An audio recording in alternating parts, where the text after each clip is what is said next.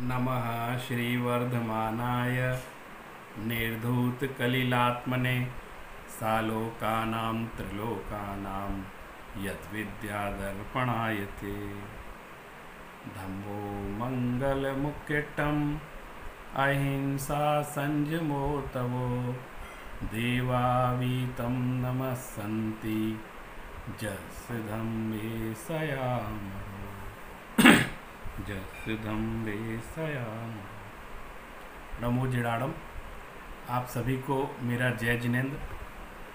सर्वप्रथम मुझे आज बहुत प्रसन्नता है कि आज यह जो नया शिक्षण संस्थान इस सत्र से शुरू होने जा रहा है, दिल्ली जैसे महानगर में बालिकाओं के लिए, उनको संस्कार देने के लिए, उनको ज्ञान देने के लिए एक बहुत अच्छी शुरुआत आप सभी लोगों ने की है। और मुझे बड़ा सौभाग्य का अनुभव हो रहा है कि इस संस्थान के जो पहला ये जो शिविर है, और वो भी ई शिविर के माध्यम से हम आज ज्ञान विज्ञान को जन जन तक पहुंचाने का प्रयास कर रहे हैं। आज यह जो संगोष्ठी आयोजित हो रही है, उसका मुख्य विषय 4 अनुयोग रखा गया है। और हम सभी लोग आज जितने भी अन्य विद्वान हैं, वे सभी अनुयोगों के बारे में चर्चा कर रहे हैं। तो कुछ अनुयोगों के बारे में जो मेरा चिंतन है वो मैं आप सबके सामने यहाँ प्रस्तुत करना चाहता हूँ। सबसे पहले हम लोग ये समझेंगे कि अनुयोग किसको कहते हैं। देखिए, कषाय पाहुड़ आचार्य गुणधर का एक ग्रंथ है जो मूल आगम की वाणी है हमारे आचार्यों की। और भगवान महावीर ने जो मूल आगम अगर सुरक्षित हैं उनकी वाणी के रूप में, तो वो 2 ही हैं, एक कषाय पाहुड़ और एक षटखंडागम, जैसा कि हमारी दिगंबर परंपरा मानती है। तो उसमें बहुत अनुयोग द्वार से ही सारी चर्चा शुरू की गई है। तो वहाँ सबसे पहले प्रश्न उत्तर की शैली में कहा गया है किम अनियोगद्वारम नाम, कि अनुयोग द्वार नाम इसका क्या अर्थ है, इस किसको कहते हैं। तो उत्तर में कहते हैं अहियारो भण्यमाणस्थस्य अवगमो वाओ, यानी कहे जाने वाले अर्थ जो हम कहना चाहते हैं उसको जानने के उपायभूत अधिकार को अनुयोग द्वार कहते हैं। वो वहाँ वर्णन शैली अलग है, अलग विषय का प्रतिपादन है, लेकिन देखिए वहाँ अनुयोग शब्द का प्रयोग। मुझसे कई लोगों ने ये प्रश्न किया था और कहा था कि जो 4 अनुयोग का विभाजन है वो रत्नगण सावकाचार में किया गया है, और उसके पहले किसी शास्त्र में ऐसा विभाजन मिलता नहीं है। इसके लिए मैं ये बात कहना चाहता हूँ कि हमारी बहुत सारी श्रुत परंपरा, मूल श्रुत, वो नष्ट हो चुका था और उनमें इस तरह के विभाजन रहे हैं। तो वो जो हमारा भाव श्रुत सुरक्षित था, उसके आधार पर हमारे आचार्यों भगवंतों ने जो नवीन शास्त्रों की रचना की, और वो ये नहीं कहा ये भगवान महावीर की मूल वाणी है, वो ये कहते थे कि हमने जैसा सुना है परंपरा से उसको ही हम आगे आपके सामने प्रस्तुत कर रहे हैं। तो जो परंपरा से प्राप्त ज्ञान है उसको आगे बता रहे। जो परंपरा से उनको इस 4 अनुयोगों का विभाजन प्राप्त हुआ था, तो उसको उन्होंने व्यवस्थित तरीके से तत्कालीन प्रचलित भाषा में, चाहे वो संस्कृत हो चाहे प्राकृत हो, उसमें उन्होंने उसको प्रकट कर दिया, समझा दिया। एक और उदाहरण देखते हैं। धवला में लिखा है कि अनुयोगो नियोगो भाषा विभाषा वार्तिक इत्यर्थ, माने अनुयोग शब्द के पर्यायवाचियों के नाम हैं। जैसे अनुयोग कहो, नियोग कहो, भाषा कहो, विभाषा कहो या वार्तिक कहो, ये सारे पर्यायवाची हैं।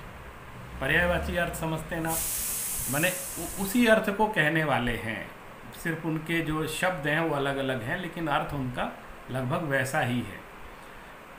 और अनियोग शब्द का जो अर्थ वास्तव में ग्रहण किया जाता है वो आगमानुकूल संपूर्ण अर्थ को जो प्रकट करता है वह ग्रहण किया जाता है। इसलिए अनियोग एक पद्धति है, जैन दर्शन की भाषा पद्धति।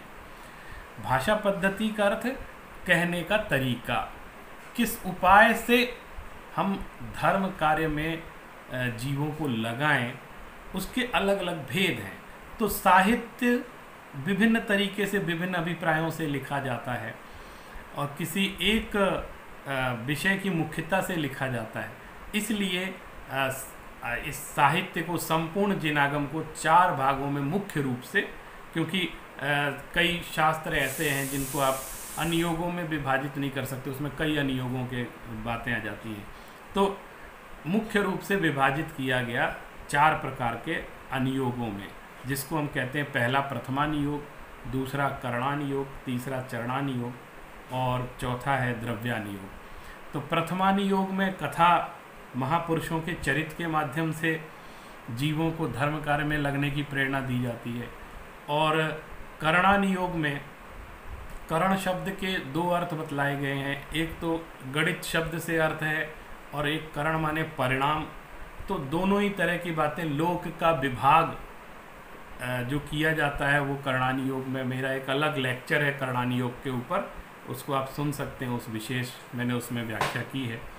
और इसी तरह अंतरंग परिणामों की स्थिति, आत्मा के परिणामों की स्थिति का वर्णन उसमें किया जाता है।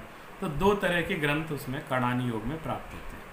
और इसी तरह तीसरा है चरणानियोग, जिस पर आज हम लोग चर्चा आज यहाँ करने जा रहे हैं, और चौथा है द्रव्यानियोग। तो द्रव्यानियोग में आत्मा की मुख्यता से कथन होता है, इसलिए उसकी पद्धति बिल्कुल अलग है। लेकिन आज हम जो चर्चा करने जा रहे हैं वो चरणानियोग के विषय में आपको कुछ बातें मैं जो शास्त्रों में हमारे आचार्यों ने कही है वो बात आपको यहाँ पर मैं बताऊँगा। देखिए, सबसे पहले चरणानियोग की जो परिभाषा है वो आचार्य समंत भद्र ने की, हमारे रत्नकर्ण सावकाचार्य ग्रंथ में। तो अभी आप देखिए, अगर श्रावकाचार विषयक ग्रंथों की खोज करेंगे तो संस्कृत भाषा का सबसे प्राचीन ग्रंथ आपको रत्नकर्ण सावकाचार, जो कि लगभग 2री शताब्दी में आचार्य समंत भद्र स्वामी ने रचा था। बड़ा प्रामाणिक, बहुत व्यवस्थित, उच्च कोटि की भाषा को लिए हुए और एक श्रावकाचार की व्यवस्थित शैली का प्रतिपादन करने वाला वो ग्रंथ है। उस पर आचार्य प्रभाचंद्र ने 11वीं शताब्दी में संस्कृत में टीका लिखी थी। तो उस टीका के साथ उस ग्रंथ को पढ़ें तो और अधिक आनंद आता है, क्योंकि आचार्य प्रभाचंद्र ने उनके अर्थों को खोला है, बहुत व्याख्या की है। और यहाँ तक कि उसमें जो कहानियों के संदर्भ हैं, जहाँ से 8 अंगों की कहानियाँ भी बता दी, सम्यक्तों के 8 अंग की, तो कौन कौन प्रसिद्ध हुआ, मतलब अंजन चोर प्रसिद्ध हुआ निशंकित अंग के लिए, तो अंजन चोर की पूरी कहानी संस्कृत में उसमें लिखी हुई है। तो इस तरह से जो जो प्रसंग आए उसकी विस्तार से उन्होंने चर्चा आचार्य प्रभाचंद्र ने की है। और आचार्य समंत भद्र की ये विशेषता थी, मैंने मुझे ये बात पहली बार मालूम पड़ी कि कोई सम्यक ज्ञान अधिकार का विवेचन करे और उसमें मति ज्ञान श्रुत ज्ञान की परिभाषा ना लिखे, केवल ज्ञान की परिभाषा ना लिखे। तो मुझे बड़ा आश्चर्य हुआ। आपको चूँकि श्रावकाचार का ग्रंथ है, सम्यक ज्ञान उतना विशिष्ट विवेचन करने की वहाँ पर उद्देश्य नहीं है, तो जो दूसरा अधिकार सम्यक ज्ञान अधिकार रखना भी जरूरी है। तो उसमें आचार्य समंत भद्र ने 4 नियोगों की चर्चा की और 4 नियोगों की परिभाषा बताते हुए उस अधिकार को संपन्न कर दिया। इससे हमको उन नियोगों का और अधिक महत्व समझ में आता है कि आचार्य समंत भद्र ने 4 नियोगों को ही सम्यक ज्ञान माना और उसको ही व्याख्यायित उसमें किया है। बहुत अधिक श्लोक उसमें नहीं है, सबसे छोटा अधिकार है। तो उस नियोग में, उस अधिकार में चरणानियोग की जो सबसे पहले परिभाषा की गई वो आपको पढ़ के सुनाता हूँ मैं। गृहमेध्य नगराणाम चारित्रोत्पत्ति वृद्धि रक्षांगम चरणानियोग समयम सम्यक ज्ञानम विजानाति। क्या कह रहे हैं आचार्य यहाँ पर कि सम्यक ज्ञान ही गृहस्थ और मुनियों के चरित्र की उत्पत्ति, वृद्धि और रक्षा के अंगभूत चरणानियोग शास्त्र को जानता है। माने चरणानी योग शास्त्र को जानना सम्यक ज्ञान है। और वो चरणानी योग का शास्त्र क्या करता है? मुनियों के और गृहस्थों के चारित्र की उत्पत्ति, वृद्धि, सिर्फ उत्पत्ति नहीं, उसकी वृद्धि और फिर उसकी रक्षा, इनका ये इसके अंग हैं चरणानी योग के। चारित्र की उत्पत्ति, चारित्र की वृद्धि और चारित्र की रक्षा। आप समझिए चरणानी योग के ये 3 अंग हैं, उनको जानता है, इसके वो सम्यक ज्ञान का उसका उदाहरण वहाँ आता है। और इसमें श्रावक धर्म और मुनि धर्म का वर्णन चरणानी योग में किया जाता है। तो इसको कहते हैं चरणानी योग। वर्तमान परिदृश्य में हम देखें तो जैन धर्म के चारों अनुयोगों में आज चरणानी योग का ज़्यादा महत्व समझ में आ रहा है। जिस तरह की महामारी का परिदृश्य पूरे विश्व में है, तो आज जैन धर्म के जिस पक्ष की सबसे ज़्यादा चर्चा हो रही है वो चरणानी योग का पक्ष है।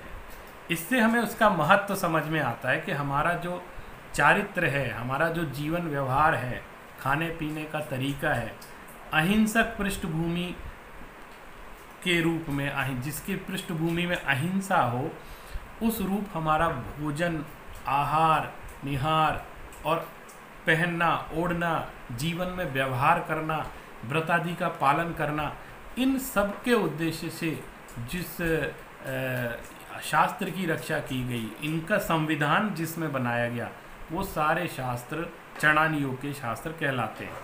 और इनका विभाजन 2 रूपों में किया गया, एक श्रावकाचार में और एक मूलाचार। मूलाचार अर्थात मुनियों का आचार विचार, जहाँ पर मुनियों के एथिक्स कहे गए, मुनियों का संविधान उसमें समझाया गया कि उनको अपने जीवन में किस तरह से नियमों का पालन करना है, व्रत आदि का पालन करना है। और ये भी समझ लीजिए चरणानी योग दिखता है, बाहर से दिखता है। आप जो आचरण का पालन करेंगे वो दिखाई देगा। द्रव्यानी योग दिखाई नहीं देगा, लेकिन चरणानी योग दिखाई देगा। तो जो बाहर में आचरण जितना भी दिखाई देगा वो सारा चरणानी योग के अंदर, और उसका ही अनुशासन, डूज एंड डोंट्स, जो हमारे हर जगह नियम होते हैं, एथिक्स, उसका पालन चरणानी योग के माध्यम से किया जाता है। तो ये एक शैली है। और भी बातें बताने से पहले मैं एक छोटी सी बात, जैसे हमारे आचार्यों ने बात हमको समझाई, हम लोग व्यवहारिक दृष्टि से देखें, आज हम व्यवहारिक दृष्टि से ही उसको समझने की कोशिश कर रहे हैं। चारों अनुयोगों का महत्व है, पहले तो हम ये समझ लें। कोई भी अनुयोग उपेक्षा करने योग्य नहीं है कि अरे इस अनुयोग को हम नहीं पढ़ेंगे तो भी काम चल जाएगा। चारों अनुयोगों को सम्यक ज्ञान में लिया है, तो हमें सम्यक ज्ञान की प्राप्ति यदि करनी है तो हमको चारों अनुयोगों को समझना पड़ेगा। रुचि की भिन्नता हो जाती है, किसी अनुयोग में विशेष रुचि हमारी होती है तो हम उसका ज़्यादा गहराई से अध्ययन कर लेते हैं, लेकिन हमको अध्ययन चारों अनुयोगों का करना चाहिए। भले ही विशेषज्ञता किसी एक अनुयोग में हमारी हो जाए, हम उसको समझें। और चरणानी योग की विशेषज्ञता इसको कैसे कहेंगे, तो सिर्फ चरणानी योग का ज्ञान होना आवश्यक नहीं है। चरणानी योग की विशेषज्ञता उसकी आचार संहिता में है। अगर हमें आचरण करना आता है और हम उनके नियमों का पालन करते हैं तो हम चरणानी योग के विशेषज्ञ हैं।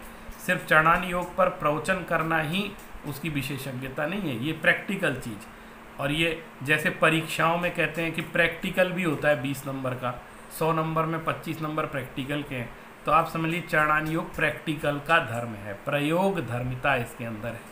बिना प्रयोग के चरणानी योग निष्क्रिय हो जाएगा, सिर्फ बातों से चरणानी योग चलेगा नहीं। तो प्रैक्टिकल बात, तो आज मैं प्रैक्टिकल एक छोटा सा दिखा के आपको चारों अनुयोगों की महत्व समझाना चाहता हूँ। आप लोगों ने सबने देखा होगा जिनालय में, मंदिर में, घर पर भी शास्त्र को रखने के लिए एक लकड़ी का सामान होता है जिस पर हम उसको रखते हैं, और प्रायः वो काष्ठ का ही बना होता है, रहल बोलते हैं उसको। और कई स्थानों पर अलग अलग शब्द का प्रयोग करते हैं, देशी शब्दों में भी अलग अलग गांव में अलग अलग क्षेत्रों में उसका प्रयोग होता है। तो ये है, ये रहल है। आप देखिए इसी में शास्त्र रखते हैं ना, जैसे शास्त्र कैसे रख देते हैं, देखिए ये इस तरह से हम शास्त्र रख के बड़ी विनय पूर्वक शास्त्र का अध्ययन करते हैं, ऐसे रखकर।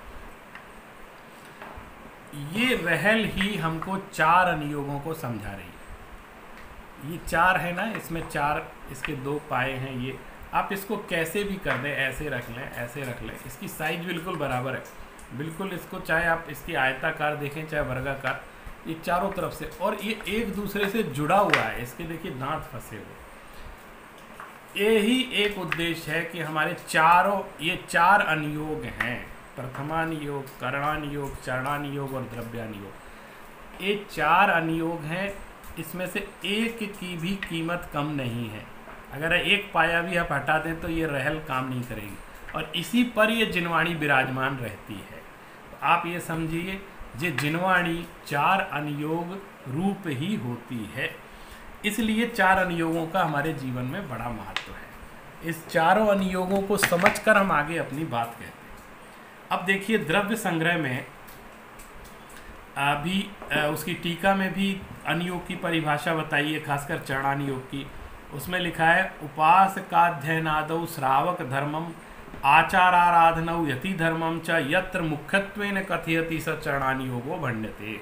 अब यहाँ देखिए, उन्होंने कुछ ग्रंथों के नाम भी आपको बता दिए कि उपासकाध्ययन आदि में श्रावक का जो धर्म, और मूलाचार भगवती आराधना आदि ग्रंथ में जहाँ यति धर्म की मुख्यता से कथन किया गया है, उसको चरणानुयोग कहते हैं। चरणानुयोग के ग्रंथों के नाम बता रहे हैं, तो निश्चित रूप से हम जो चरणानुयोग के ग्रंथ हैं उनको भी आज यहाँ समझेंगे। अभी मैं कुछ बातें अपनी कह करके अंत में आपको कुछ चरणानुयोग के ग्रंथों के दर्शन भी कराएंगे, ताकि हम उसका स्वाध्याय अपने जीवन में कर सकें। तो इस प्रकार अब देखते हैं, पंडित जी साहब ने, पंडित टोडरमल जी ने अनुयोगों के बारे में किस तरह का कथन हमारे सामने किया है।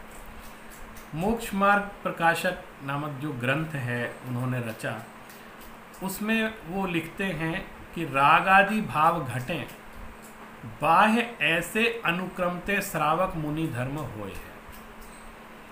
श्रावक मुनि धर्म किस लिए? ताकि राग आदि भाव घटे, अथवा ऐसे श्रावक मुनि धर्म अंगीकार किए और पंचम षष्ठम आदि गुण स्थाननि विषय रागादि घटावने रूप परिणमनि की प्राप्ति हो है, ऐसा निरूपण चरणानुयोग विषय किया। हमारा जो भी आचरण है बाह्य का, उस आचरण का उद्देश्य क्या है? अगर वो उद्देश्य नहीं होगा तो आचरण भी व्यर्थ हो जाए। उद्देश्य ये है, कोई भी हमारी क्रिया है, चाहे हमारी रसोई में भोजन बनाने की क्रिया हो, चाहे भोजन करने की क्रिया हो, चाहे व्रत पालने की क्रिया हो, नियम उपवास इनकी क्रिया हो, इन सब का उद्देश्य एक है कि अंतर में राग आदि परिणाम घटे, बढ़े नहीं। अगर बढ़ रहे हैं तो वो क्रिया हमारी बेकार हो जाएगी। तो उद्देश्य, क्रिया का एक उद्देश्य है, इसलिए उस क्रिया का महत्व है। वो क्रिया निरतिचार रूप से उसका पालन हो, और उसका उद्देश्य है कि रागादि रूप परिणाम घटे। आगे एक जगह और पंडित जी इस बात को समझा रहे हैं कि क्या अंतर होता है करणानुयोग और चरणानुयोग में। तो वो कहते हैं, करणानुयोग विषय तो यथार्थ पदार्थ जनवाने का मुख्य प्रयोजन। करणानुयोग का उद्देश्य क्या है? करणानुयोग आपको किसी चीज़ का उपदेश नहीं देता है। उपदेश माने ऐसा करो, ऐसा मत करो, ऐसा नहीं बताता है। क्या करने से क्या होता है इसका एक दिग्दर्शन करा देता है। अंतरंग परिणाम जो होंगे उसका क्या परिणाम होगा, और अंतरंग परिणामों की क्या स्थिति होगी। तो बड़ा करणानुयोग बड़ा यथार्थवादी कथन करता है। आपको बुरा लगे, आपको अच्छा लगे, उससे कोई मतलब नहीं। जैसा है वैसा बता दे। चाहे राजा हो, चाहे रंक हो, चाहे चक्रवर्ती हो, चाहे तीर्थंकर हो, चाहे सामान्य श्रावक हो, चाहे मुनि हो, कोई भी हो, आपका एक्सरे मशीन का काम करणानुयोग करता है। वो जो परिणाम की स्थिति है उसका दिग्दर्शन करा देता है। तो बड़ा यथार्थ पदार्थ बताने का प्रयोजन उसका मुख्य है, उसका आचरण कराने का उद्देश्य नहीं है। तो पंडित जी कह रहे आचरण करवाने की मुख्यता तत्र नहीं। ताहे यहू तो चरणानुयोगादिक के अनुसार प्रवर्ते, तिस्ते जो कार्य होना है सो स्वयमेव होए है। जैसे आप कर्मणि का उपशमादि किया चाहे तो कैसे होए। अगर हमें कर्मों का उपशम ये सब समझना है तो हमको तो करणानि योग को समझना पड़ेगा, लेकिन यदि कर्मों को नाश करना है तो चरणानि योग को समझना कि हमको कर्मों का नाश कैसे करना है, तो चरणानि योग के माध्यम से कर्मों का नाश होगा। अब चरणानि योग का क्या प्रयोजन है हम उन्हीं की भाषा में समझेंगे, पंडित जी की भाषा में। वो कह रहे हैं कि जो जीव हित अहित को जाने नाही,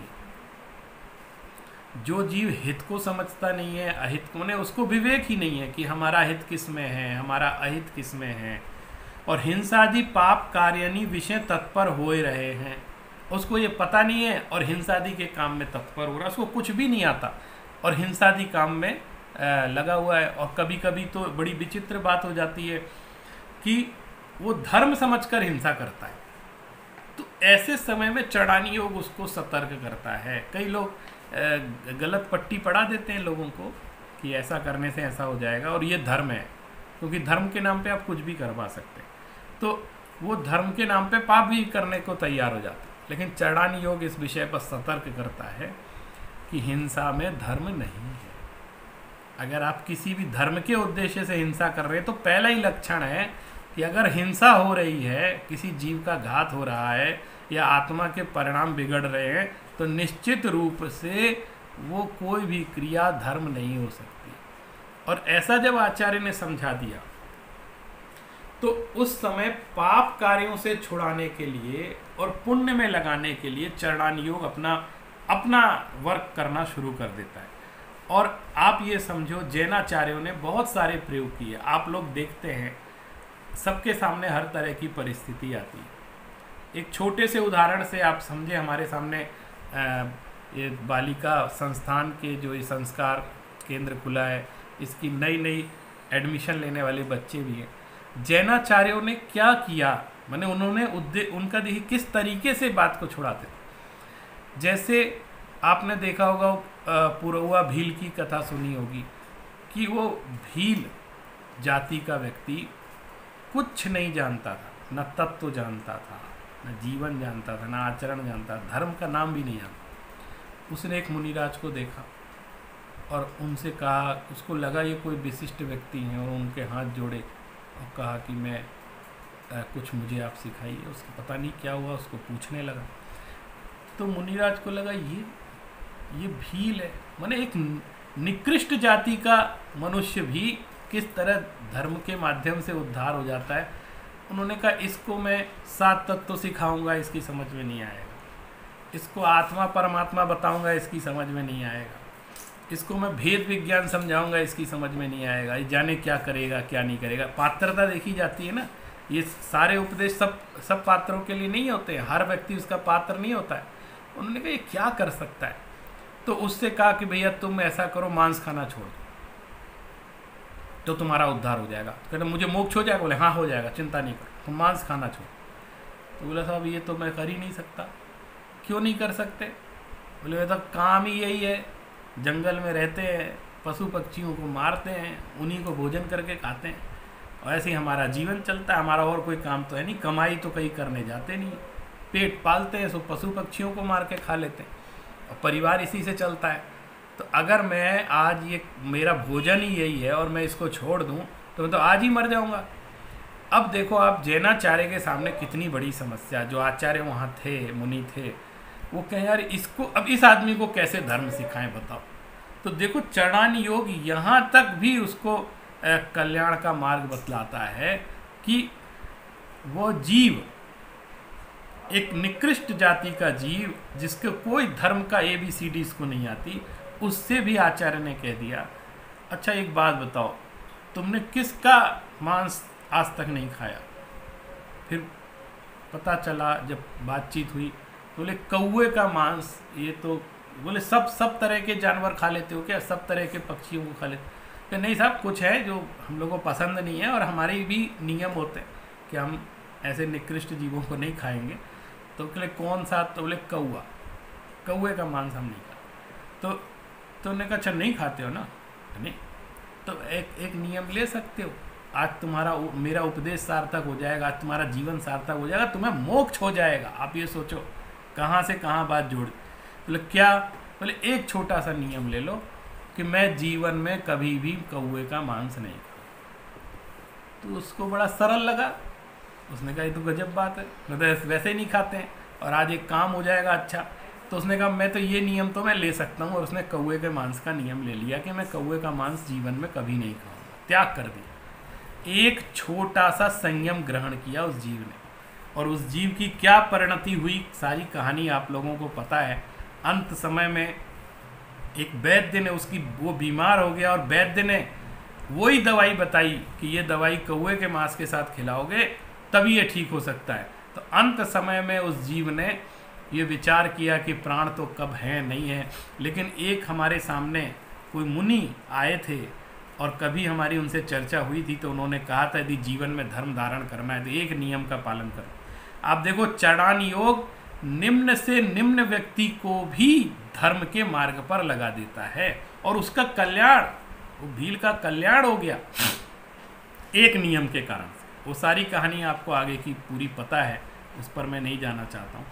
चढ़ान योग क्या काम करता है मैं ये आपको समझाना चाहता हूँ। तो चढ़ान योग का कितना महत्व है, तो तिनको जैसे वे पाप कार्य को छोड़ धर्म कार्य यानी विषय लागें, कैसे, तिनको जैसे, जैसे शब्द पे जोड़ दीजिए, जैसे वे पाप कार्य को छोड़ धर्म कार्य में जैसे भी लागें तैसे उपदेश दिया। यानी उनका ये उद्देश्य कि कैसे लगेगा, क्या मान के लगेगा। आप देखते हैं ना वर्तमान में बच्चों से या किसी से कहा जाता है कि रात्रि भोजन को छोड़ो, तो कहते हैं हम नहीं छोड़ सकते, नहीं छोड़ सकते। तो अच्छा ऐसा करो 8 बजे तक का नियम ले लो कि 8 बजे तक खा ले। तो रात्रि भोजन तो वहाँ भी हो रहा है क्योंकि रात्रि हो गई है, तो क्या फ़ायदा हुआ, कोई फ़ायदा नहीं हुआ, ऐसा नहीं है। एक सीमा तो बंधी, उसने शुरुआत तो की, एक छोटा सा संयम तो ग्रहण किया, एक नियम तो ग्रहण किया। तो छोटे छोटे नियम और छोटे छोटे संयम का अभ्यास एक दिन वो बड़ा बन जाता है, और उसका अभ्यास ही उसको ऊपर की तरफ ले जाता है। ये प्रैक्टिकल चीज़, और प्रैक्टिकल में हमेशा एक साथ सारी चीज़ें नहीं हो जाया करती हैं, इसकी एक साधक दशा भी होती है, एक अभ्यास दशा भी होती है। तो देखिए जैसे वे पाप कार्य को छोड़े तैसे, उसने कहा मैं 8 बजे तक नहीं छोड़ सकता, 8 बजे तक खा लूँ, अच्छा ठीक है, एक शुरू तो कर। तो ये भी धर्म कार्य में लगाना है। और ताको जानी धर्म आचरण करने को सम्मुख भये, ऐसे साधन ते कषाय मंद हो। और साधन ऐसा जिससे कषाय मंद हो, यानी कषायों की तीव्रता न हो। ताका फलते इतना तो हो है जो कुगति विषय दुख ना पावे। बोले कुछ भी नहीं है, चलो मोक्ष नहीं जाएगा, कोई बात नहीं, चलो, लेकिन कुगति में तो नहीं जाएगा, छोटा सा नियम भी पाल लेगा तो। और सुगति विषय सुख पावे, इतना लाभ तो होगा कि वो देवायु को प्राप्त कर लेके सुख प्राप्त कर लेगा, कुछ तो सुधरेगा। बहुरी जो जीव तत्व के ज्ञानी होए करी चढ़ान योग को अभ्यासे हैं। कैसे उपदेश दे रहे हैं पंडित जी कि जो जीव तत्व का ज्ञानी होकर के, जीवादि 7 तत्व का ज्ञानी ऐसा समझ लें, वो एक चढ़ान योग को अभ्यासे हैं, तिनको ये सर्व आचरण अपने बीतराग भाव के अनुसार भाषे।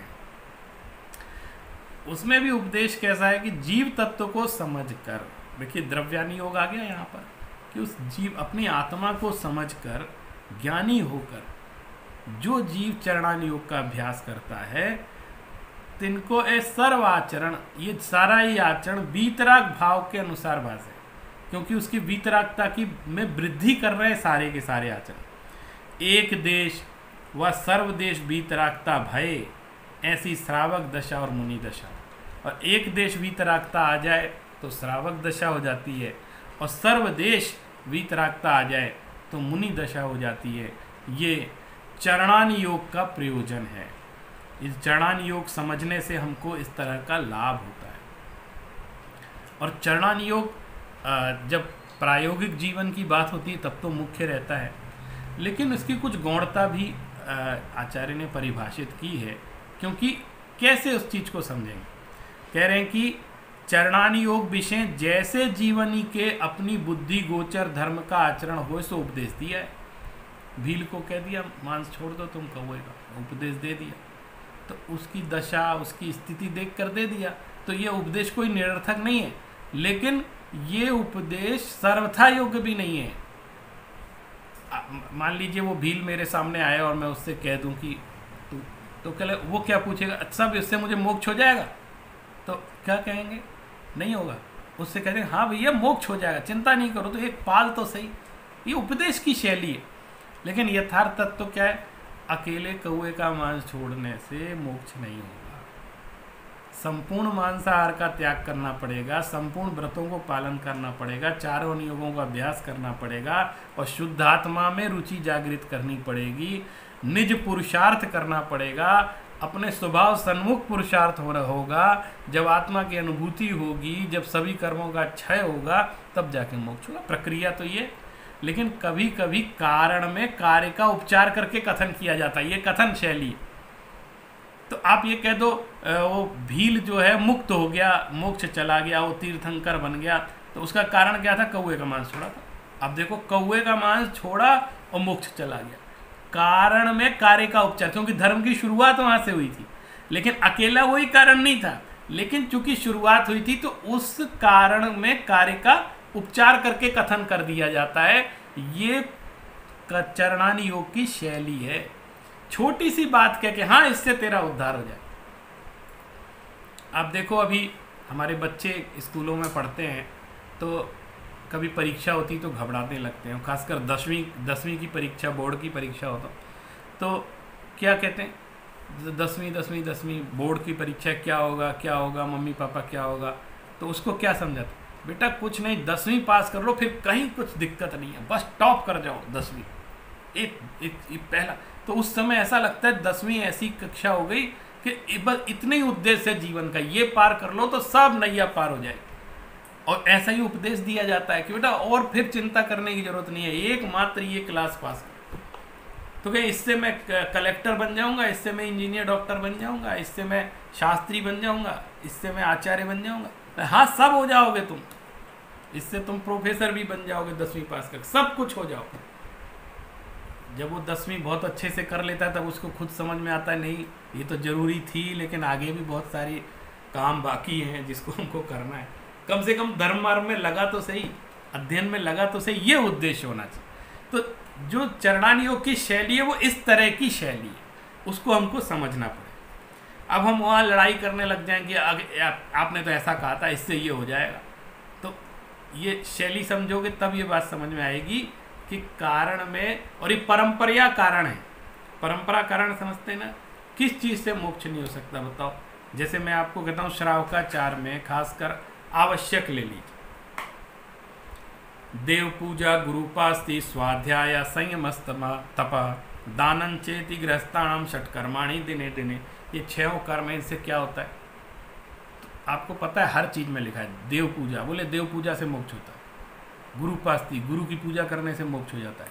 स्वाध्याय करने से मोक्ष हो जाता है। संयम करने से मोक्ष हो जाता है। तप करने से मोक्ष हो जाता है। दान करने से मोक्ष हो जाता है। दाने न मोक्षम, ऐसा भी लिखा है। अरे मैं किसी को कोई दान दूं, इससे मोक्ष हो जाएगा? परंपरा से कारण है ये। सत्पात्र को यदि आपने दान दिया, सत वस्तु का दान दिया, तो इससे ऐसा पुण्य का बंध होगा कि आप धर्म मार्ग में लगे रहोगे और इससे बहुत सारे लाभ होंगे, और वो एक न एक दिन आपको मोक्ष की तरफ ले जाएगा, शाश्वत सुख की तरफ ले जाएगा। ये आपकी प्रवृत्ति से, आपके आचरण से। तो परंपरा कारण है, तो ऐसे कारण में कार्य का उपचार करके कथन करने की शैली चरणान योग की है। वो कह देंगे दान से मोक्ष होता है, कभी ज्ञान की बात आएगी तो कहेंगे ज्ञान से ही मोक्ष होता है, श्रद्धा से ही मोक्ष है, सम्यक दर्शन हो गया, मैंने हो गया काम, आप चिंता नहीं करो। मैंने उसका कथन करने की शैली है। तो आज हमको चरणान योग की शैली समझनी है, और वो शैली प्रेरणात्मक होती है, उपदेशात्मक होती है। अब कुछ पंडित जी ने एक समस्याएं भी रखी कि जब मान लीजिए कोई द्रव्यान योग के अधिक अभ्यासी हो जाते हैं या ज्ञानी बहुत हो जाते हैं, तो वो कई तरह की बातें करने लगते हैं और चरणान योग की उपेक्षा करने लगते हैं। और उपेक्षा का अर्थ ये है कि क्या होता है कि जैसे किसी व्रत का आचरण मैं नहीं कर पा रहा हूँ, मेरी कमजोरी है या मेरा प्रमाद है, तो बनस्पत इसके कि मैं ये कहूँ कि मेरी कमजोरी है, मैं ये कहने लग जाऊँ इससे कुछ नहीं होता है। क्यों? क्योंकि मुझे अपनी कमजोरी छिपानी है। और ये एक तरह का डिफेंस मैकेनिज़्म होता है कि मैं रात्रि में भोजन करता हूँ तो ये अगर मैं कहूँगा कि रात्रि भोजन नहीं करना चाहिए तो लोग कहेंगे तो कैसी बात कर रहे हैं, खुद करते हैं और दूसरों को कह रहे हैं। लेकिन अगर मैं ये कह दूँ कि रात्रि भोजन करना ठीक है, कोई दिक्कत नहीं है इसमें, हो क्या है, कौन सी बड़ी बात है, क्योंकि मैं करता हूँ, तो मैं ऐसा उपदेश देने लग जाऊँ, इससे डिफेंस हो जाएगा कि उस आचरण की प्रशंसा कि वो ज़रूरी नहीं है ऐसा कहना, उपदेश देना। तो इससे क्या समस्या खड़ी, लोग ऐसा करने लग जाते हैं कि जो व्रतादि हम पाल नहीं पा रहे हैं उनके लिए ऐसे शब्दों का उपयोग करने लग जाओगे, अरे कुछ नहीं होता है। और अपने यहाँ तो एक और नई मुसीबत चलती है कि कोई व्रत आदि का पालन कर रहा है और मैं नहीं कर पा रहा हूँ, तो मैं एक अपने ज्ञान का वैभव उसको दिखा करके, जो मेरे अंदर इन्फिनिटी कॉम्प्लेक्स आ रहा है कि मैं व्रत नहीं पाल पा रहा हूँ, कहीं ना कहीं मुझे इन्फिनिटी कॉम्प्लेक्स आता है, तो मैं उसको किन शब्दों में उसको डाउन करने की कोशिश करता हूँ। आप ये देखिए, उससे ये कहेंगे कि अरे जब तक सम्यक दर्शन नहीं हुआ तब तक ये तप आचरण सब व्यर्थ है, ऐसा शास्त्रों में लिखा है। तो उसका जो अगर वो कुछ कोशिश भी कर रहा है, थोड़ा बहुत शुद्ध मर्यादा का खा रहा है, पी रहा है और व्रतादि का पालन कर रहा है, तो वो हतोत्साहित हो जाए। जो सम्यक दर्शन होना नहीं है कभी, क्योंकि वो ऐसी चीज़ खड़ी है हमारे सामने कि हम होने ही नहीं देते किसी। ये बुरा लग सकता है इस बात में, क्यों? एक तो सम्यक दर्शन बहुत सहज है, सरल है, एक तरफ हम ये कहते हैं, और दूसरी तरफ किसी को हो जाए तो उसके पीछे पड़ जाते हैं, अरे तो हो ही नहीं सकता, तुझे कैसे हो गया, और उसकी निंदा करने लग जाते। तो पता नहीं ये कब होगा, क्या होगा, और होगा कि नहीं होगा, लेकिन उसका वो ना नौमन तेल होगा और ना राधा नाचेगी। क्यों? क्योंकि सम्यक दर्शन होगा तभी तो व्रतादि होंगे, और व्रतादि इसलिए नहीं हो रहे क्योंकि सम्यक दर्शन नहीं है। तो हम तो ठीक हैं, क्योंकि सम्यक दर्शन नहीं है इसलिए व्रतादि नहीं। तो आप जस्टिफिकेशन हो गया ना व्रत नहीं करने के लिए। तो सम्यक दर्शन पूर्वक जो व्रतादि का पालन होता है वो 100% प्योर होता है, लेकिन सम्यक दर्शन के अभाव में मिथ्यात्व दशा में व्रतादि का अभ्यास होता है, और उस अभ्यास को करने की कहीं भी मनाही नहीं है। यदि कषायों की मंदता है और उससे कषाय मंद हो रही हैं और व्रतादि, और अभ्यास से भी व्यक्ति सीखता है और आगे बढ़ता है, तो इस दशा को हम समझ नहीं पाते हैं। लेकिन पंडित जी इस चीज़ को समझते थे। उन्होंने देखिए किस तरह की, चूंकि समस्याएं आज की नहीं है, पहले से चल रही है, तो वो कहते हैं चरणानि योग विषय बाह्य व्रतादिक साधन का उपदेश है। चरणानि योग विषय बाह्य व्रतादि साधन का उपदेश है, सो इनते किछु सिद्धि नहीं, अपने परिणाम निर्मल चाहिए, बाहर चाहो जैसे प्रवर्तो। ऐसा कहते हैं ना हम लोग, अधिकतर लोग आपस में ही बात करते हैं, अरे अपना मन शुद्ध होना चाहिए, बाहर से कोई धर्म नहीं होता है, सब धर्म अंदर से होता है। और ऐसा 99% वो लोग कहते हैं जिन्हें बाहर में धर्म में बिल्कुल रुचि नहीं। तो वो अपने डिफेंस में ऐसी बात कहते हैं, जैसे रोज मंदिर जाने की इच्छा नहीं होती है, और जो लोग मंदिर जा रहे हैं उनसे कहेंगे अरे ऐसे रोज दर्शन पूजन करने से कुछ नहीं होता है। कैसे होता है? बोले अपनी आत्मा से धर्म होता है, और वो फिर कभी नहीं जाते मंदिर, ऐसा कहे। तो ये क्या मतलब है? ऐसा कहो। देखिए कैसे जो प्रतिदिन पूजन और मंदिर का दर्शन करता है, सब नियमों को पालता है, फिर ये कहता है कि अकेले पूजन और इससे कुछ नहीं होगा, इसके अलावा भी बहुत कुछ करना होगा, उसको तो ये चीज़ शोभा देती है, क्योंकि अब पहली क्लास में उसने एडमिशन ले लिया है। वो ये कहे कि अकेली पहली क्लास से कुछ नहीं होगा, हमें तो आगे की क्लासें भी पढ़नी है, कक्षाओं में उन्नति करनी है, तो उसके लिए तो उन्नति कारक है।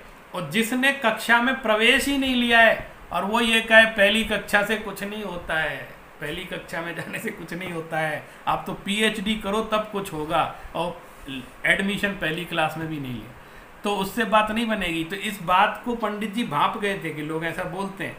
तो उन्होंने कहा चरणान योग विषय बाह्य व्रतादिक साधन का उपदेश है, सो इनते किछु सिद्धि नहीं, अपने परिणाम निर्मल चाहिए, बाह्य चाहो जैसा प्रवर्तो। ऐसा प्रश्न है, ये उनका उपदेश नहीं है, ऐसा उनका प्रश्न, कि लोग ऐसा प्रश्न करते हैं। तो उत्तर कहते हैं कि नैमित्तिक संबंध है, जाते आत्म परिणामनी के और बाह्य प्रवृत्ति के निमित्त अथवा बाह्य पदार्थनी का आश्रय पाए छद्मस्त के क्रिया परिणाम पूर्वक परिणाम हो सके हैं, ताते परिणाम मेटने के अर्थ बाह्य वस्तु का निषेध करना, समय सारादि विषय बहुरी जो बाह्य संयम ते किछु कहया है। इसके लिए कहा गया है वहां पर, इस उद्देश्य के लिए।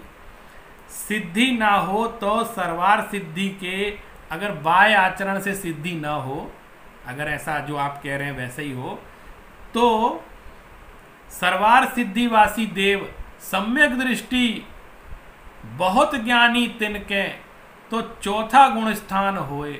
सम्यक दृष्टि और सर्वार सिद्धि के देव कितने सागरों सागर तक सिर्फ तत्व चिंतन करते हैं, तत्व की चर्चा करते रहते हैं और गहरी तत्व चर्चा करते हैं, तो अभी चौथे गुण स्थान से ऊपर उनका गुण स्थान नहीं होता है। तो चौथा गुण स्थान होए और गृहस्थ श्रावक मनुष्य के पंचम गुण स्थान होए, सो कारण कहा। एक मनुष्य जीव जो है वो पंचम गुण स्थान पर आ गया, लेकिन देव होकर भी चौथे गुण स्थान से आगे नहीं बढ़ा, सो कारण कहा। और बहुरी तीर्थंकर आदि गृहस्थ पद छोड़ काहे को संयम धरे। अगर ऐसा होता कि सिर्फ तत्व चर्चा करने से और ज्ञान प्राप्त करने से ही सब कुछ हो जाता, तो तीर्थंकर गृहस्थ पद छोड़कर संयम को धारण क्यों करते, क्यों ग्रहण करते? उसका कारण ये कि बाह्य आचरण बहुत महत्वपूर्ण है और उसकी उपेक्षा किसी भी कीमत पर नहीं की जा सकती। हम जब किसी के बियॉन्ड जाने की बात करते हैं तो बियॉन्ड का अर्थ ये नहीं होता उसके पास भी मत जाओ। बियॉन्ड का अर्थ होता है उसको उस पे पार पा जाओ, माने वो तो रहे उसके भी ऊपर चले जाओ, ये उसका अर्थ होता है। बियॉन्ड का अर्थ ये नहीं होता है, एक बियॉन्ड ऐसे भी होते हैं वहाँ गए नहीं तो उससे बियॉन्ड हो गए, और एक होता है उस पर विजय प्राप्त करके फिर आगे बढ़ गए, वो बियॉन्ड। तो जहाँ पर भी अगर चरणानी योग को गौण करने की बात भी आई है तो उसकी विवक्षा भी ये है कि ये इसका पालन 100% होने के बाद अपने कषायों की मंदता और अंतरंग में बीतरागता की वृद्धि किस किस कारणों से होती है उधर अपनी दृष्टि जाए। ऐसा नहीं है कि उस आचरण को छोड़कर चला जाए, वो आचरण को पालते हुए चले जाए। तो चरणानी योग के बारे में आचार्य कुंद ने भी बहुत सारी गाथाएं कही हैं। एक आध मैं आपको बहुत अच्छी जो गाथा है वो पढ़कर बता देता हूँ। हाँ, असंयत के मोक्ष मार्ग नहीं होता। आप देखो कितनी बढ़िया बात कहते हैं। डही आगमेण सिद्धि सद्दहणम जदि विड़थि अथेसु सद्दहणादो अथे असंजदो वाणिवादी।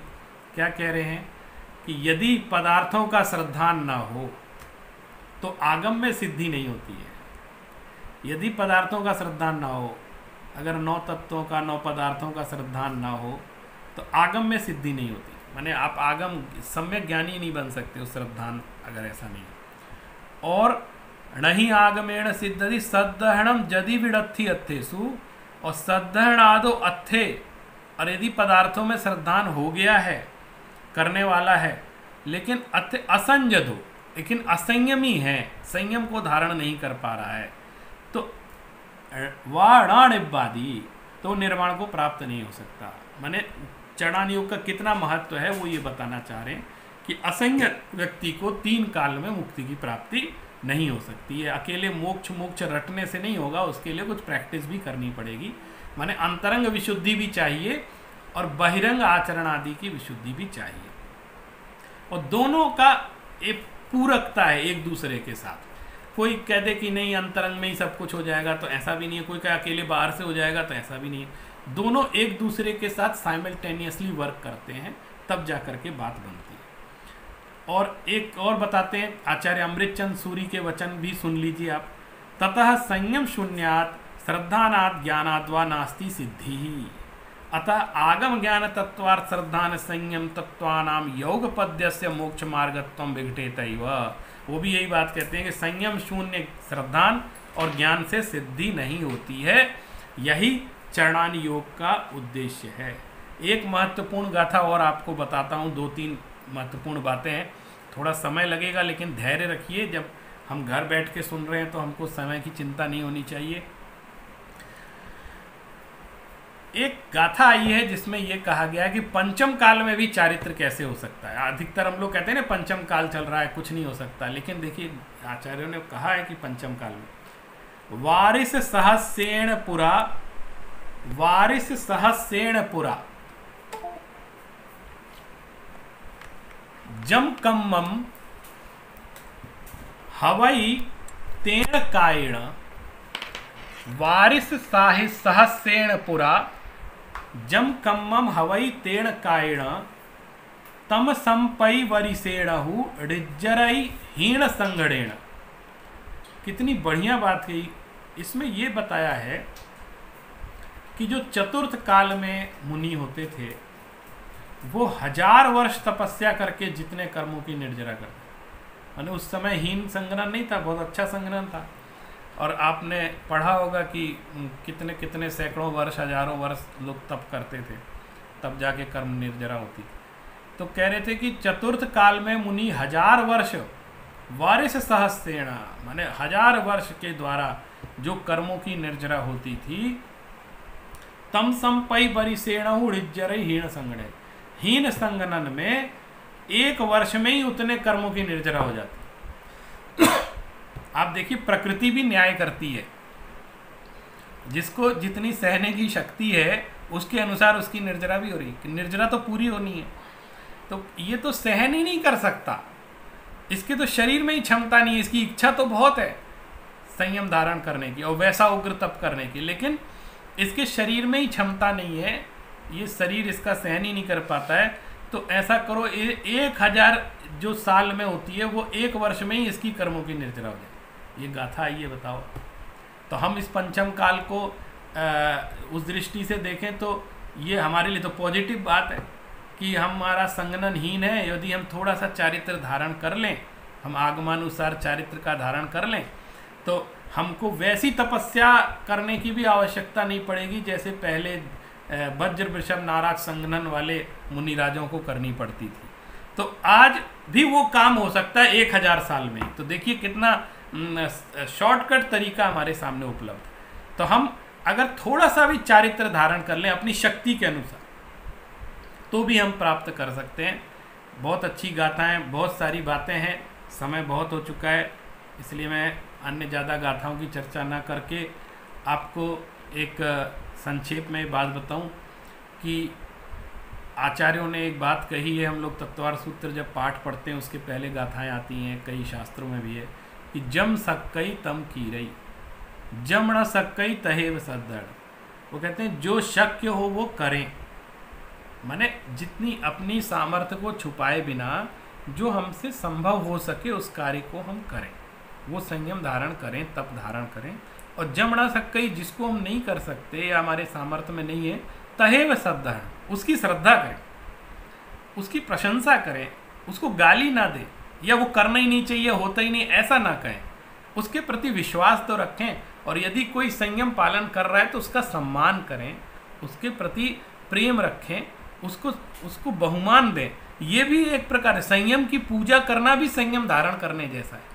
तो जो संयमी हैं उनकी आराधना करें, उनकी पूजा करें, उससे ये होगा कि हम संयम की पूजा कर रहे हैं। तो ये संयम की पूजा किस लिए? ताकि संयम वो हमारे जीवन में आ सके। वंदे तदगुण लब्धे, हम मुनिराजों की पूजा क्यों करते हैं? ताकि मुनिराजों के जो संयम गुण हैं वो मेरे अंदर आ सकें। और जो पूजा ही नहीं करें तो इसका मतलब है आप धारण ही नहीं करना चाहते, वो संयम, इच्छा ही नहीं है। और जिसकी इच्छा नहीं है वो तो 3 काल में नहीं कर सकता, अपने आप तो होगा नहीं कि सब होना होगा तो हो जाएगा, ऐसा नहीं होगा, करना पड़ेगा, उसकी भावना रखनी पड़ेगी। तो जम सक्कई तम कीरई और जम न सक्कई तहेव सद्दहणम और सद्दह माणो जीवो पावई अजरा अमर पाव, कि जो ऐसे श्रद्धान से ही वो जीव अजर और अमर पद को प्राप्त कर लेता है। मैं कुछ साहित्य के बारे में भी आपको बताना चाहता था, एक गाथा और कह करके मैं कुछ साहित्य का दर्शन भी आपको यहाँ कराऊंगा। जो चरणानी योग से संबंधित साहित्य, थोड़ा 5 मिनट का समय उसमें लगेगा, लेकिन मैं एक गाथा जो मुझे झकझोरती है वो गाथा आपको सुनाना चाहता हूँ। आप सुनिए और हम अपना अपना मूल्यांकन करें, उसमें ये ना देखें कि दूसरा क्या कर रहा है। ये सारा उपदेश दूसरे को मूल्यांकन करने के लिए नहीं है चरणानी योग का। यह है कि हम खुद अपने अंतर में झांक करके देखें कि हमारी स्थिति क्या है, क्योंकि आत्मकल्याण का अर्थ अपना कल्याण होता है, पर कल्याण नहीं। आप देखो गोमठ सार, इसलिए कहता हूँ कि सब अनुयोगों के ग्रंथ के अध्ययन की आवश्यकता है। गोमठ सार जीव कांड में 158 नंबर की एक गाथा है जिसमें लिखा है, चत्तारिवि खेत्तायम आउग बंधेण होदि सम्मत्तम अणुवद महवदायम न लहाई देवा उगम मोत्तुम। इसका अर्थ ये है कि चत्तारिवि खेत्तायम आउग बंधेण होदि सम, चारों गति संबंधी आयु कर्म का बंध हो जाने पर भी सम्यक्त हो सकता है। क्या कि अगर पूर्व में आयु कर्म कब बंध जाए पता नहीं है, अगर आयु कर्म बंद हो चुका है, कह रहे चारों गति संबंधी आयु कर्म का यदि आपका बंद हो गया है तो भी सम्यक्त तो हो सकता है ना। अगर नरक गति भी बंद गई, तिरंज गति बन चुकी, तो भी सम्यक्त धारण करने में कोई दिक्कत नहीं। लेकिन देवायु को छोड़कर अगर देवायु का बंध नहीं हुआ है और कोई भी शेष आयु का बंध होने पर, यानी मनुष्य, तिर्यंच, नरक, अगर उनका बंध हो गया है तो अणुव्रत और महाव्रत नहीं होते हैं जीवन में। क्या कहती है, न लहाई देवागमोत्तम, यानी हम ये विचार करें इस गाथा से कि हमारे अंदर यदि अणुव्रत या महाव्रत धारण करने का विचार भी नहीं आ रहा है, मान लीजिए जैसा कि आम रूप से है, मन में इच्छा भी नहीं है और तरह तरह के बहाने बना के हमने उसको रोक रखा है, तो ये क्या है? ऐसा तो नहीं है कि आयु बंध चुकी है इसलिए ये सब भाव नहीं आ रहे, क्योंकि अगर देवायु का बंध हुआ होता तो निश्चित रूप से अणुव्रत महाव्रत धारण करने का भाव आता, लेकिन देवायु के अलावा कुछ और आयु बंध चुकी है, इसलिए ये भाव भी मन में नहीं आ रहा है। ये देखिए करणानी योग के ग्रंथ में चरणानी योग का इतना महान उपदेश इस गाथा में कहा, तो इससे हमको प्रेरणा मिलती है कि हमें अपने जीवन को, आचरण को यथासंभव, यथाशक्ति, बिना प्रमाद के अवश्य ही सुधारना चाहिए, और जिसके कारण से हमारी बहिरंग शुद्धि, क्रियाओं की शुद्धि हमारी होगी। बहुत सारी बातें कहने को हैं, मैं वर्तमान के आचरण पर भी एक अलग आपको कभी अवसर मिलेगा। तो वर्तमान व्यवहारिक जीवन की समस्याओं पर श्रावकाचार, मैंने एक निबंध भी लिखा है, श्रावकाचार आधुनिक युग में, उत्तर आधुनिक युग में श्रावकाचार की क्या स्थिति है, इस पर मैंने समसामयिक रूप से भी एक चिंतन प्रस्तुत किया है। कभी अवसर मिला तो वो मैं आपके सामने शेयर करूंगा उसके माध्यम से। आज मैं अंत में आपको कुछ स्वाध्याय के लिए कुछ ग्रंथों का दर्शन कराता हूं। जैसे देखिए, जो श्रावकाचार विषयक ग्रंथ हैं, ये ग्रंथ है भगवती आराधना। ये आचार्य शिवार्य के द्वारा लिखा गया और संलेखना और समाधि के लिए बहुत महत्वपूर्ण ग्रंथ माना जाता है। इसमें पूरी प्रक्रिया उसकी दी हुई है। इसको भी हम मुनि मूलाचार के अंतर्गत देख सकते हैं। तो ये हमारे चरणानी योग का ग्रंथ है। एक ये पुरुषार्थ सिद्धि पाए आचार्य अमृत चंद्र का ग्रंथ है। ये भी बहुत व्यवस्थित, बहुत आध्यात्मिक ग्रंथ है, जो कि चरणानी योग के ग्रंथ में आता है। और इसकी एक संस्कृत टीका भी वर्तमान में मुनि प्रणम्य सागर जी ने लिखी है, जो मेरे पास मंगला टीका है। ये भी बहुत सुंदर टीका है, इसका भी हम अध्ययन कर सकते हैं।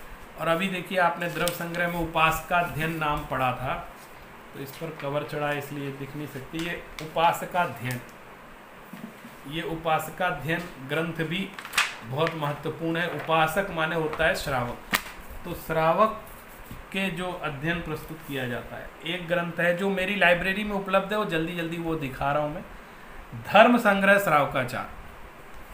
ये पंडित श्री मेधावी के द्वारा विरचित है और डॉक्टर श्रेयांश प्रसाद जी ने इसका संपादन किया है और जैन सभा गुड़गांव से प्रकाशित है। संस्कृत में है, बड़ा महत्वपूर्ण ग्रंथ लगा मुझे। और इसी तरह एक मूलाचार, जो कि मुनियों के आचार विचार का ग्रंथ, ये देखिए, ये आचार्य वट्टकेर स्वामी ने लिखा था 2री-3री शताब्दी में, और ये आज मुनियों के आचार का संविधान माना जाता है।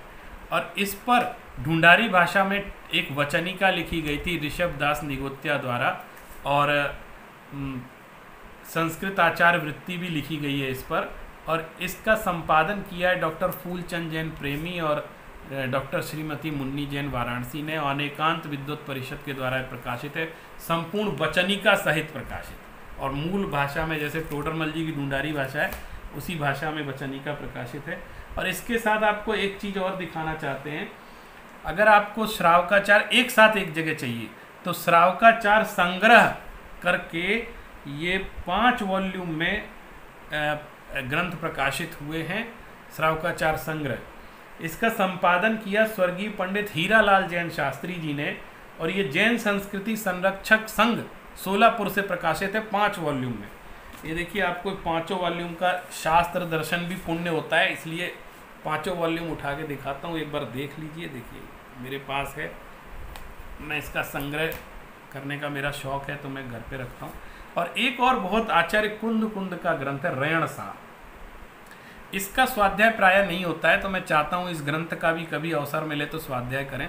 बड़ी व्यवहारिक भाषा में ये हमारा आचार प्रधान ग्रंथ है, चरणानी योग का ग्रंथ है। एक ग्रंथ है मरण कंडिका, आचार्य अमित गति विरचित, ये भी समाधि मरण से संबंधित सारी बातें इसमें कही गई हैं, ये भी हम मूलाचार के अंतर्गत इसको ले सकते हैं। ये चरणानी योग का ग्रंथ है। और एक ग्रंथ है वसुनंदी श्रावकाचार, आचार्य वसुनंदी का, प्राकृत भाषा में। वसुनंदी श्रावकाचार्य भारतीय ज्ञानपीठ से प्रकाशित है, बहुत पंडित हीरालाल जैन सिद्धांत शास्त्री जी ने इसका संपादन अनुवाद किया है। भारतीय ज्ञानपीठ से इसको लेकर हम अध्ययन कर सकते हैं। और एक ग्रंथ है क्रियाकोश, ये तो बहुत बाद का ग्रंथ है, हिंदी में है, पुरानी हिंदी में है, लेकिन इसमें जो हमारी क्रियाएं प्रसिद्ध थीं श्रावकाचार की, आप देखिए सभी क्रियाओं का प्राचीन ग्रंथों में उल्लेख नहीं है। पानी कैसे छानना है इसका पूरा विधि आपको प्राचीन ग्रंथों में नहीं मिलेगी, लेकिन जो अर्वाचीन ग्रंथ हैं उसमें इस तरह की क्रियाओं का पूरा वर्णन किया गया है। पंडित किशन सिंह द्वारा विरचित क्रियाकोश, और इसका प्रकाशन परम श्रुत प्रभावक मंडल आगास ने किया है। बड़ा अच्छा ग्रंथ है, अनुवाद के साथ प्रकाशित है। और पन्नालाल जी, पंडित पन्नालाल जैन साहित्याचार्य ने इसका हिंदी गद्यानुवाद भी किया है, पद्यानुवाद भी किया है और उसकी व्याख्या की है। तो ये ग्रंथ भी बड़ा महत्वपूर्ण है। और जो मुनियों का आचार मूलाचार, उस पर एक रिसर्च भी हुई है जिसका नाम है मूलाचार का समीक्षात्मक अध्ययन। इस पर कवर चढ़ा है इसलिए आपको दिखा नहीं पा रहे, हाँ हेडिंग, मूलाचार का समीक्षात्मक अध्ययन। इसमें मुनियों के आचार विचार की बड़ी गहरी मीमांसा रिसर्च करके की गई है। और इसमें विशेषता ये है कि श्वेतांबर साहित्य में भी जो उद्धरण आते हैं उनका भी उपयोग किया गया है। ये पार्श्वनाथ विद्यापीठ वाराणसी से प्रकाशित है और डॉक्टर फूलचंद जैन प्रेमी जी ने इस रिसर्च को किया। इस रिसर्च पर कई अवार्ड मिल चुके हैं, तो इसका भी अध्ययन करें। इसके अलावा जैन एथिक्स करके एक रिसर्च है, बहुत अच्छी किताब प्रोफेसर कमल चंद सौगानी जी ने इंग्लिश में लिखी है, जिसमें हम सारा इस चरणानी योग संबंधी अनुसंधान को देख सकते हैं। और उसका हिंदी अनुवाद भी जैन विद्या संस्थान जयपुर भट्टारक जी की नशिया से प्रकाशित हुआ है 2-3 वाल्यों में। जैन आचार शास्त्री मीमांसा इस नाम से, मूल में ग्रंथ का नाम जैन एथिक्स इंग्लिश में था। और एक जैन एथिक्स नाम की पुस्तक प्रोफेसर दयानंद भार्गव ने भी लिखी है, उनकी रिसर्च है जो कि मोतीलाल बनारसी दास के यहाँ से पब्लिश्ड है। तो इस तरह मैंने संक्षेप में कुछ साहित्य का नाम भी आपको बताया ताकि आप उसका स्वाध्याय कर सकें, अध्ययन मनन चिंतन कर सकें। और चरणानी योग का सिर्फ अध्ययन ही नहीं, चरणानी योग हमारे जीवन में भी झलके। इसी कामना के साथ, इसी भावना के साथ मैं अपनी बात को यहीं विराम देता हूँ। आप सभी ने बहुत धैर्यपूर्वक मुझे सुना और कुछ यदि आपने सीखा हो तो मेरे इस वक्तव्य की सार्थकता होगी। आप सभी को बहुत बहुत धन्यवाद। जय जिनेन्द्र, नमो जयदु सुध देवदा।